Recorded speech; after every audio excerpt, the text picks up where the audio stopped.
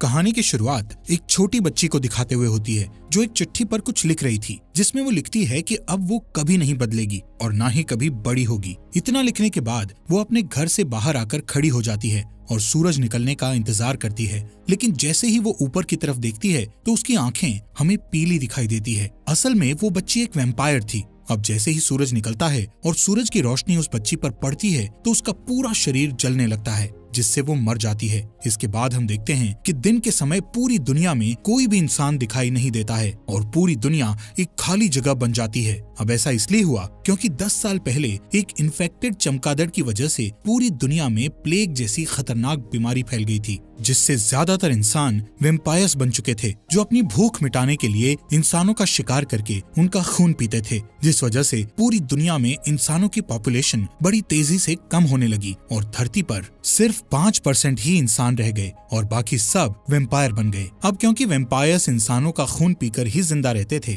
इसलिए इंसानों की पॉपुलेशन कम होने से वैम्पायर्स की भूख मिटाने के लिए इंसानी खून की कमी होने लगी थी। इसलिए वैम्पायर रिसर्चर्स वैम्पायर्स की पॉपुलेशन का पेट भरने के लिए इंसानी खून के जैसे ही खून बनाने में लगे हुए थे। वहीं कुछ अच्छे वैम्पायर्स भी थे जो इंसानों को बचाने के लिए लड़ाई लड़ रहे थे, क्योंकि वैम्पायर्स द्वारा इंसानों को पकड़कर लैब में अपनी खून की जरूरत पूरी करने के लिए पाला और मारा जा रहा था। यहाँ से सीन शिफ्ट होता है और हम रात का समय देखते हैं, जहाँ सड़कों पर फिर से लोग दिखने लगे थे। ये सभी वैम्पायर्स थे जो रात को ही बाहर निकलते थे। ये सारे वैम्पायर्स इंसानों की तरह ही जीते थे और रात होते ही अपने अपने काम पर चले जाते थे। यहाँ पर हम एक बूढ़े वैम्पायर को देखते हैं जो रास्ते से गुजर रहे कुछ वैम्पायर लोगों से ब्लड लेने के लिए उन पर अटैक करने की कोशिश कर रहा था, जिससे वो वैम्पायर्स उस बूढ़े वैम्पायर से डर रहे थे कि तभी वहाँ पुलिस आकर उसे बिजली के झटके देकर कंट्रोल करती है। वहीं हम डॉक्टर एडवर्ड डाल्टन को अपनी कार से अपने काम पर जाते हुए देखते हैं। डॉक्टर एडवर्ड ब्रोमली मार्क्स नाम के एक वैम्पायर की कंपनी में काम करता था। ब्रोमली की ये कंपनी दवा बनाने के साथ साथ वैम्पायर्स को ब्लड सप्लाई भी करती थी।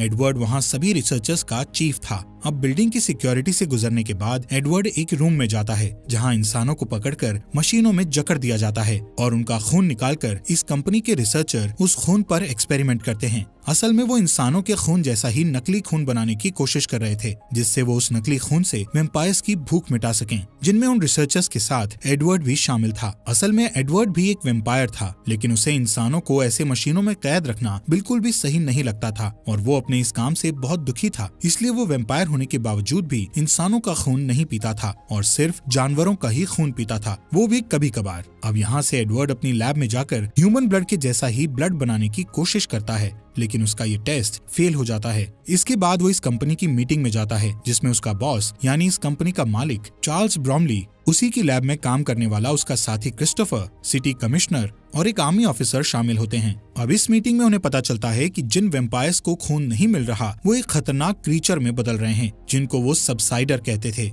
इंसानी खून न मिलने की वजह से उनके कान लंबे और सर आगे से सिकुड़ गया था और इतना ही नहीं, उनमें सोचने की शक्ति भी कम हो रही थी। ये सबसाइडर्स खून के लिए वैम्पायर्स पर भी अटैक करने लगे थे। इसीलिए फिल्म की शुरुआत में वो बूढ़ा वैम्पायर खून न मिलने से इतना आक्रामक बन चुका था, क्योंकि वो सबसाइडर में बदल रहा था। अब क्योंकि धरती पर ह्यूमन पॉपुलेशन सिर्फ 5% ही बची थी, इसीलिए कंपनी का मालिक उनको कहता है कि हमें जल्द से जल्द इंसानी खून जैसा खून बनाना होगा, नहीं तो खून की कमी की वजह से बाकी वैम्पायर्स भी सबसाइडर बन जाएंगे। मीटिंग के बाद ब्रोमली एडवर्ड को कुछ पर्सनल बात करने के लिए अपने ऑफिस में ले जाता है। वहाँ सर्व की गई कॉफी को ब्लड के साथ मिक्स देखकर एडवर्ड कॉफी पीने से मना कर देता है। इसके बाद ब्रोमली उसे बताता है कि उसे कैंसर हुआ था, लेकिन वैम्पायर बन जाने के कारण वो ठीक हो गया। वो कहता है कि उसकी बेटी वैम्पायर नहीं बनना चाहती थी, इसलिए वो घर से भाग गई थी। ब्रोमली एडवर्ड को कहता है कि मैं जानता हूँ तुम इंसानों को बचाना चाहते हो, इसलिए तुम्हें जल्द ही ह्यूमन ब्लड जैसा ब्लड बनाना होगा। इसके बाद एडवर्ड अपनी लैब में चला जाता है और अपने साथी क्रिस्टोफर के साथ ये सारी बातें डिस्कस करता है। क्रिस्टोफर उसे हिचकिचाते हुए बताता है कि एक बंदर पर टेस्ट कर रहा हूँ और इस टेस्ट को आगे बढ़ाने के लिए मुझे कुछ और टेस्ट करने होंगे, जिससे शायद हम ब्लड बना सकें। कुछ समय बाद रिसर्चर एक कैदी पर टेस्ट शुरू करते हैं। वहीं ब्रोमली और कुछ ऑफिसर्स विंडो से इस टेस्ट को होता देख रहे थे। एडवर्ड उस इंसान के बॉडी में ब्लड का सब्स्टिट्यूट डालता है, जिससे पहले वो इंसान थोड़ा अच्छा महसूस करता है, लेकिन बाद में जब पूरा सब्स्टिट्यूट बॉडी में चला जाता है तो वो उल्टी करने लगता है और उसकी बॉडी चेंज होने लगती है और शरीर में छाले पड़ने लगते हैं। रिसर्चर उसे तुरंत पकड़ लेते हैं और एपिमोन नाम की दवा इंजेक्शन के जरिए उसकी बॉडी में डालते हैं, जिससे उसका हिलना बंद हो जाता है और बॉडी पहले जैसी हो जाती है। लेकिन इसके तुरंत बाद उसकी पूरी बॉडी एक्सप्लोड हो जाती है। उस रात एडवर्ड लैब से घर चला जाता है और रास्ते में अपनी कार में न्यूज देख रहा होता है जिसमें ब्लड की रेशनिंग से होने वाले दंगों के बारे में बताया जाता है, यानी वैम्पायर लोग ब्लड कम दिए जाने की वजह से दंगा करने लगे थे। इसी बीच एडवर्ड के कान खुजलाने लगते हैं और वो आईने में अपने कानों को देखने लगता है जो लंबे और पॉइंटेड होने लगे थे। इस बीच ध्यान बंटने की वजह से वो सामने आने वाली कार को नहीं देख पाता है, जिससे लास्ट मोमेंट में उसे कार घुमाकर रोकना पड़ता है,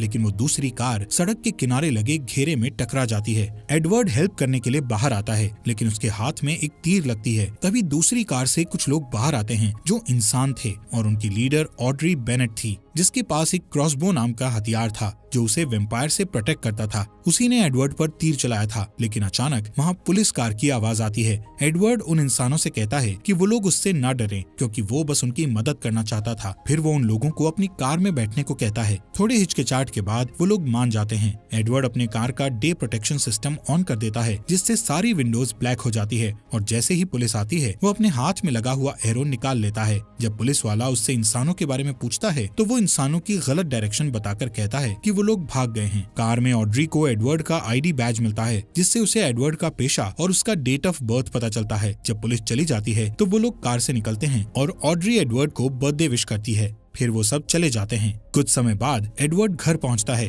और तभी सारे वैम्पायर्स के लिए एक अनाउंसमेंट होती है जो सनराइज के लिए वार्निंग देती है। एडवर्ड घर पहुंचकर डिनर करता है और फिर अपने प्लांट्स की देखभाल करने लगता है। अचानक उसके घर में उसका भाई फ्रैंकी डैल्टन आता है जो आर्मी में होने की वजह से महीनों से उससे नहीं मिला था। फ्रैंकी एडवर्ड से बर्थडे पार्टी देने के लिए कहता है। इस पर एडवर्ड कहता है कि वो अब 35 साल का हो गया है। फिर फ्रैंकी कहता है कि उन्हें बर्थडे सेलिब्रेट करना चाहिए और उसके लिए वो 100% प्योर इंसान के ब्लड की महंगी बोतल लेकर आया था। वो 2 ग्लास में ब्लड डालता है और अपने भाई को पिग का ब्लड पीने की बात पर चिढ़ाता है, लेकिन एडवर्ड ब्लड पीने से मना कर देता है और इस बात पर फ्रैंकी को गुस्सा आ जाता है और दोनों में बहस शुरू हो जाती है। फ्रैंकी कहता है कि एडवर्ड इंसान के ब्लड को हाथ नहीं लगाता है, लेकिन अभी भी उसी कंपनी के लिए काम करता है जो अपने फायदे के लिए इंसानों को पालते और मारते हैं। इस पर एडवर्ड कहता है कि ब्लड का सब्स्टिट्यूट तलाशने के लिए उसे ये बुरा काम करना जरूरी है, लेकिन वो फ्रैंकी से भी नाराजगी जाहिर करता है क्योंकि वो आर्मी के लिए इंसानों का शिकार करता है। फिर अचानक एडवर्ड ब्लड की बोतल को उठाकर सारा ब्लड ड्रेन में डालने लगता है कि तभी फ्रैंकी बोतल उसके हाथ से लेकर दीवार में मार देता है। इसके बाद फ्रैंकी जाने की कोशिश करता है, लेकिन एक सबसाइडर उसके रास्ते में आ जाता है और वो नहीं जा पाता। वो क्रीचर किचन में जाता है और दीवार के ऊपर जो ब्लड था उसे चाटने लगता है और उसके बाद टेबल के ऊपर रखे ग्लास को भी चाटता है। इसी बीच फ्रैंकी एक चाकू उठा लेता है, जिससे सबसाइडर चौंक जाता है और फ्रैंकी को दीवार की तरफ धक्का देता है। फ्रैंकी ग्लास के टेबल पर गिर जाता है, जिससे टेबल का कांच टूटकर बिखर जाता है और कुछ सेकंड के लिए फ्रैंकी बेहोश हो जाता है। फिर सबसाइडर एडवर्ड की तरफ बढ़ता है। एडवर्ड एक स्टूल को उठाकर उसे रोकने की कोशिश करता है और साथ ही अपने भाई को होश में लाने के लिए उसका नाम लेकर पुकारता है।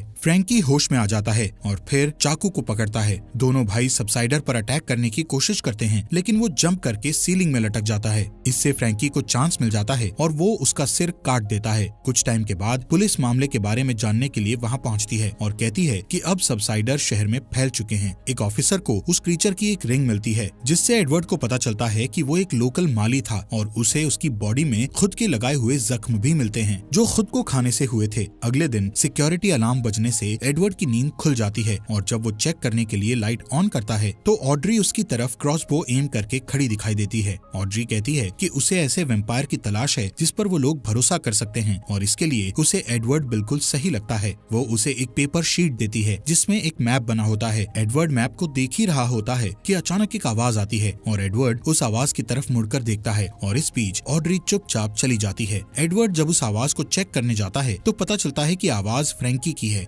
फ्रैंकी उससे ऑड्री के बारे में पूछता है। एडवर्ड उसे कुछ नहीं कहकर टाल देता है। उस रात न्यूज में पता चलता है कि जिन इन्वेस्टर्स ने रिसर्च करने के लिए ब्रॉमली को इंसान सप्लाई किए थे वो लोग अब और सप्लाई नहीं दे सकते थे। अगले दिन एडवर्ड काम पर जाता है और अपने बॉस से मिलकर उससे गारंटी मांगता है कि सब्स्टिट्यूट मिल जाने के बाद उन्हें इंसानों के सप्लाई की जरूरत नहीं पड़ेगी। इस पर ब्रॉमली कहता है कि ज्यादातर वैम्पायर सब्स्टिट्यूट के मिलने से खुश हो जाएंगे, लेकिन कुछ लोग ऐसे भी हैं जो रियल चीज की मांग करते हैं। इस पर एडवर्ड उसे याद दिलाता है कि उसकी बेटी भी उन्हीं लोगों में से एक है। इसके बाद एडवर्ड मैप को देखने के लिए अपने लैब में चला जाता है। जब सुबह होती है तो एडवर्ड अपने घर वापस नहीं आता और अपनी कार में लाइट प्रोटेक्शन ऑन करके मैप के बताए रास्ते से गांव की तरफ जाता है। वहाँ ऑड्री पहले से उसका वेट कर रही होती है। वो उसे बड़े से एक पेड़ के पास आने को कहती है। एडवर्ड अपनी कार ट्री के नीचे पार्क करता है और हैट और सनग्लासेस पहनकर कार से बाहर आता है। वो हमेशा सनलाइट से बचने के लिए सावधान रहता है। वहाँ उसे एक आदमी मिलता है जिसका नाम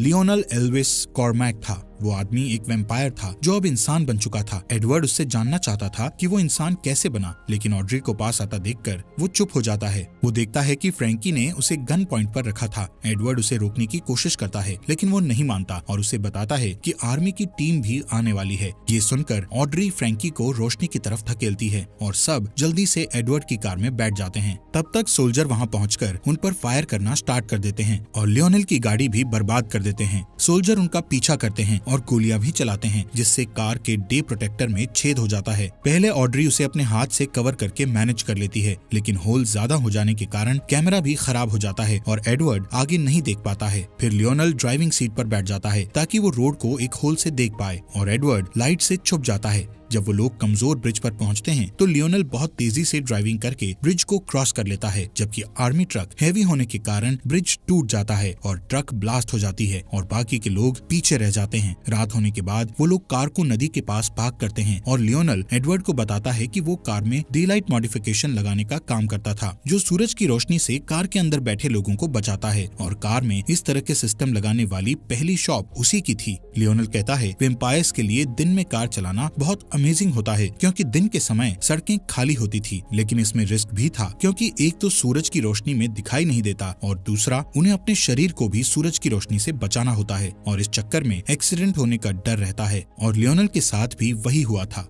एक दिन जब वो दिन के समय ड्राइविंग कर रहा था तो उसे कुछ दिखाई नहीं दे रहा था और उसने कुछ खाया भी नहीं था, इसलिए उसकी एनर्जी भी कम हो गई थी और कार गलती से रिवर फेंस में टकरा गई थी। क्रैश की वजह से वो कार के साथ रिवर में गिर गया था और रिवर में गिरने से पहले कार में आग लग गई थी। जब वो रिवर से बाहर आया तब वो वापस इंसान बन गया था। उसकी बात पूरी होने पर ऑड्री एडवर्ड से कहती है कि वो भी सेफ्टी के साथ ऐसी ही सिचुएशन पैदा करे ताकि वो फिर से इंसान बन सके। दूसरी तरफ कंपनी में ब्रॉमली अपनी बेटी के कुछ पिक्चर्स देख रहा होता है। तभी फ्रैंकी वहाँ आता है। ब्रॉमली उसे कहता है कि अगर एडवर्ड तुरंत वापस आ जाए तो उस पर कोई केस नहीं लगेगा। इस पर फ्रैंकी कहता है कि ब्रॉमली उससे जो कुछ भी करने को कहेगा वो करने को तैयार है। इस बीच एडवर्ड और उसके साथी इंसान कार में अपने घर जा रहे होते हैं। एडवर्ड बार बार ऑड्री की नेक को देखता है। ऑड्री ये नोटिस करती है और उसके पॉइंटेड ईयर्स को देखती है तो समझ जाती है कि उसे खून की प्यास लगी है। फिर वो अपना हाथ काटकर उससे निकलने वाले ब्लड को एक कप में इकट्ठा करती है और उसे पीने को देती है। एडवर्ड पहले तो मना करता है, लेकिन जब ऑड्री उससे कहती है कि वो अपने आसपास के इंसानों को सेफ देखना चाहती है तो वो ब्लड पी लेता है। कुछ घंटों के बाद वो लोग एक पुराने अंगूर के बागीचे में पहुंचते हैं जिसे विनयार्ड कहा जाता है। वहाँ एडवर्ड की मुलाकात कुछ और लोगों से होती है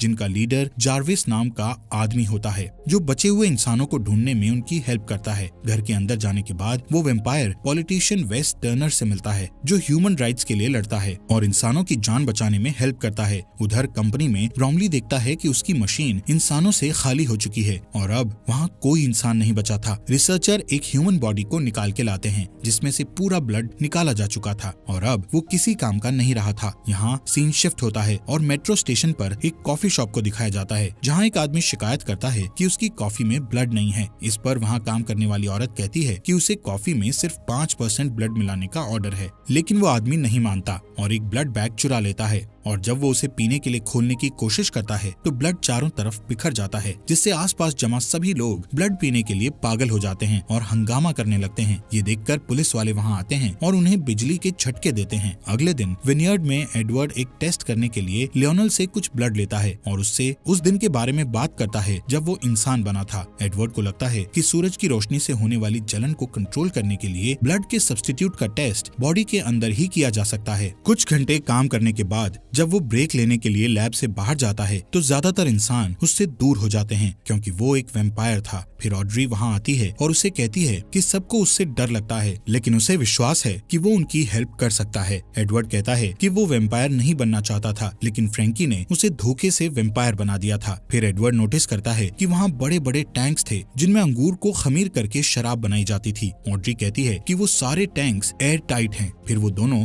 उसे देखने के लिए उसके नीचे जाते हैं। टैंक में एयर निकालने वाली मशीन लगी थी जो टैंक के अंदर की हवा को तेजी से बाहर निकाल रही थी। ये देखकर एडवर्ड को लगता है कि वो लोग उसका इस्तेमाल आग बुझाने के लिए कर सकते थे। फिर वो लोग अपने एक्सपेरिमेंट पर काम करना शुरू करते हैं। इस बीच आधी रात को जार्विस का ग्रुप बचे हुए इंसानों को विनयार्ड लेकर जा रहा होता है, जिसमें ब्रोमली की बेटी एलिसन भी थी। तभी उसकी कार के टायर पर कोई शूट करता है, जिससे कार को रोकना पड़ता है। वो लोग अपना हथियार लेकर कार से बाहर निकलते हैं, लेकिन आर्मी उन्हें चारों तरफ से घेर लेती है और थोड़ी देर तक फाइट करने के बाद सारे इंसान हार जाते हैं। एलिसन विनयार्ड से कांटेक्ट करने की कोशिश करती है, लेकिन थकान से बेहोश हो जाती है। फ्रैंकी उसके हाथ से वॉकी टॉकी ले लेता है और लोकेशन का पता लगाने के लिए उस कॉल को ट्रैक करता है। उधर विनयार्ड में सारे इंसान अपना अपना सामान इकट्ठा करके अपनी कार में बैठ रहे होते हैं और सुरक्षित जगह जाने के लिए टर्नर को फॉलो करते हैं, लेकिन एडवर्ड वहीं रहना चाहता था क्योंकि उसे एक्सपेरिमेंट करना था। लियोनेल और ऑड्री भी उसकी हेल्प करने के लिए रुक जाते हैं।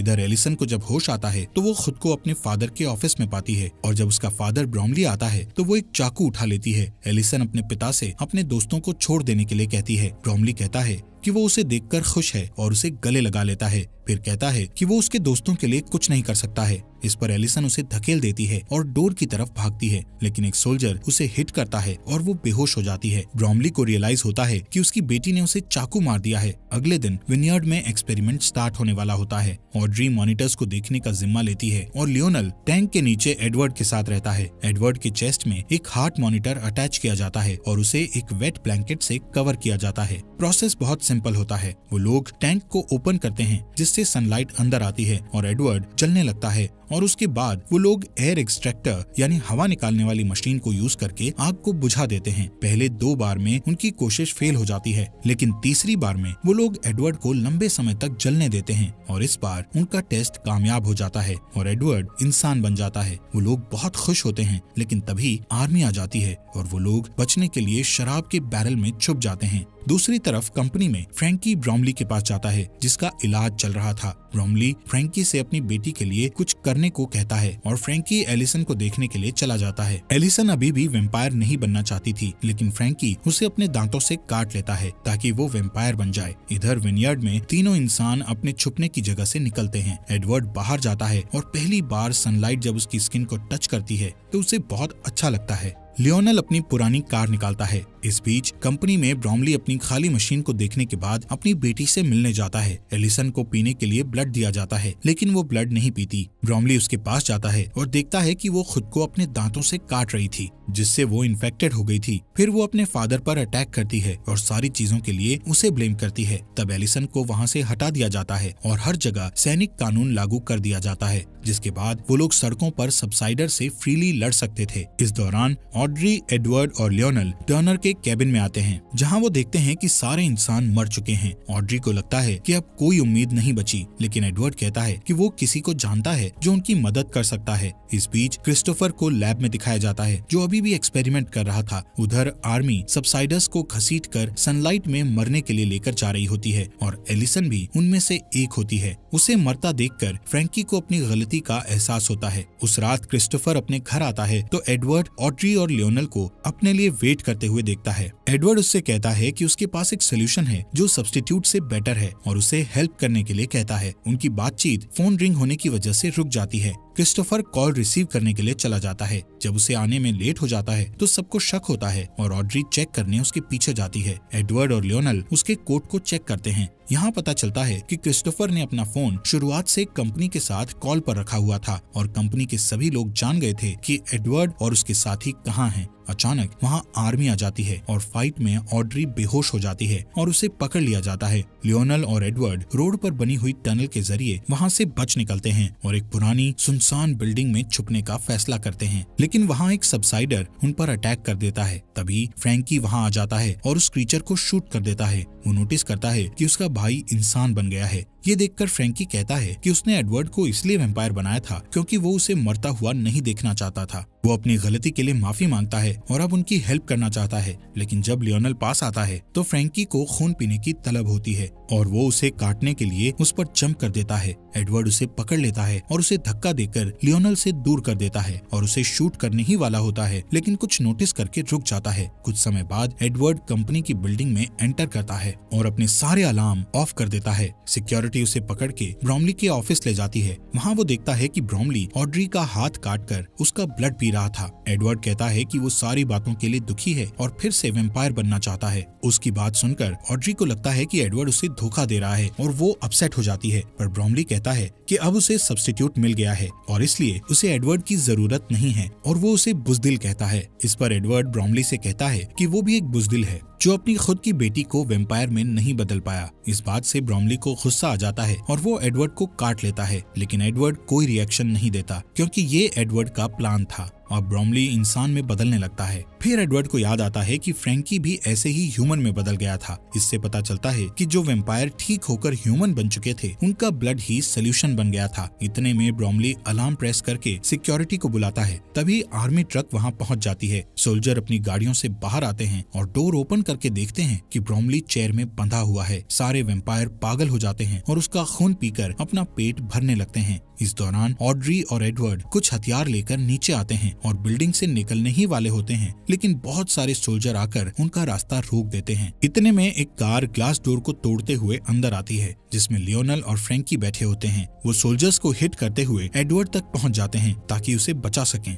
लेकिन जल्दी ही उन सबको वापस घेर लिया जाता है। फ्रैंकी एडवर्ड को वहां से जाने के लिए कहता है और सारे सोल्जर उस पर जंप कर देते हैं और उसे खाने लगते हैं। एडवर्ड को अपने भाई की मौत पर दुख होता है। तभी सिक्योरिटी वाले ऑड्री को अपने साथ ले जाते हैं और एडवर्ड उसे बचाने सिक्योरिटी रूम तक उन्हें फॉलो करता है, जहां बहुत स्ट्रगल के बाद वो वैम्पायर 2 गार्ड्स को मार देता है और तीसरे गार्ड को मारने में ऑड्री की मदद करता है। इसके बाद वो सिक्योरिटी कैमरा में देखता है कि फ्रैंकी को खाने वाले सोल्जर इंसान बन गए हैं और जो सोल्जर बचे हुए थे वो ह्यूमन सोल्जर पर अटैक करने लगे हैं। इसके बाद एडवर्ड और ऑड्री लॉबी में वापस आ जाते हैं। सिर्फ कुछ ह्यूमन सोल्जर ही बच पाते हैं। इसके बाद क्रिस्टोफर आता है और कुछ सोल्जर्स को शूट कर देता है। फिर वो एडवर्ड और ऑड्री को भी शूट करने वाला होता है, लेकिन अचानक एक एरो उसके चेस्ट पर लगती है और वो मर जाता है। ये एरो लियोनल ने उन्हें बचाने के लिए चलाया था। फिर ऑड्री उसे हक करती है। एडवर्ड अपने भाई की बॉडी और सूरज की रोशनी को अंदर आते हुए देखता है। फिर वो तीनों लियोनल की कार में बैठ जाते हैं और एडवर्ड कहता है